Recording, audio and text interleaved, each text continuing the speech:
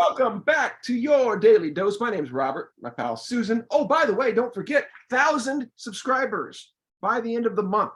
We really need you. We really need you so that we can grow YAX. We can grow the daily dose.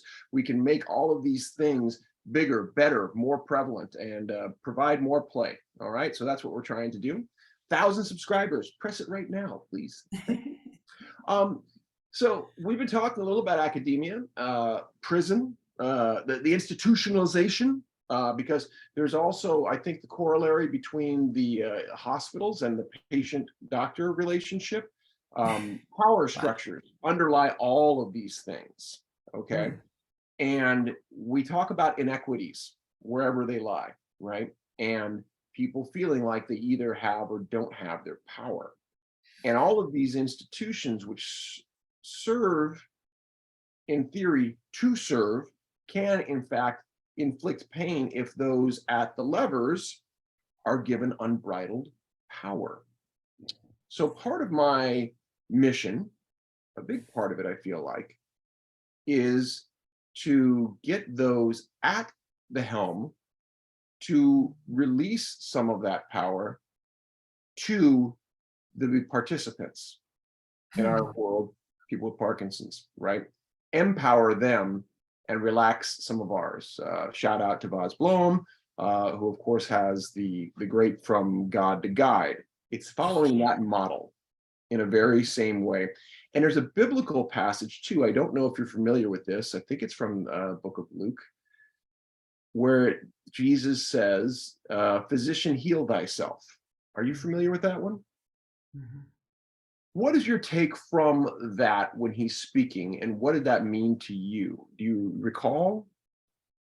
I cannot put it in context, but physician, heal thyself stands alone and Yeah. has come down. Well, what does it mean to you out of context then?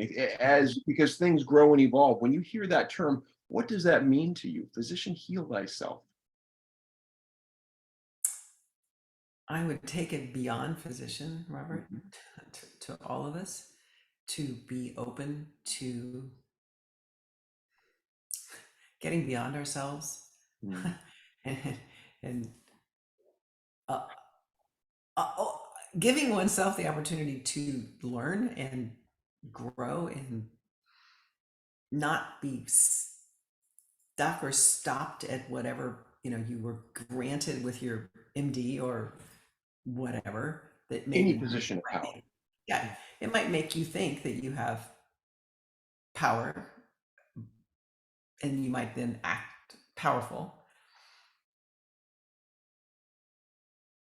but that's not what it's about. Yeah, are you It, using that power to do what your mission is, right? I mean, that's the question. Or are you serving the surface level, the title, whatever else? if you stay where you started Ooh, and serving and, yeah, and you're not open to learning right. and you're not curious, Oh, you're going to miss so much. Oh, I love what you just said. If you stay where you started, when you be, oh, that's so good, Susan. There's a corollary story that fits in that regard. I don't know if you heard this. NYU professor let go the other day because of student response. This is a leveling of the power, saying that it was an organic chemistry class in an MD program, I believe, at NYU, and they said he was inflexible with his grading policy. He was intolerant, and this was considered a weed out class, which is a whole other issue. And the student said, yes, we understand it is what it is, and you're still not listening to us. And basically the professor said, take a hike. And NYU said to him, take a hike.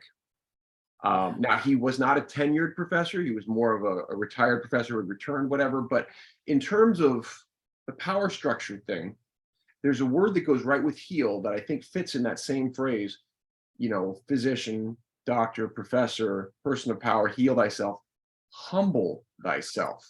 Yeah. Yes. And that Yeah. speaks to what you were saying. Yes, it does. Yes, and heal is too limiting from what I believe has come down through biblical history.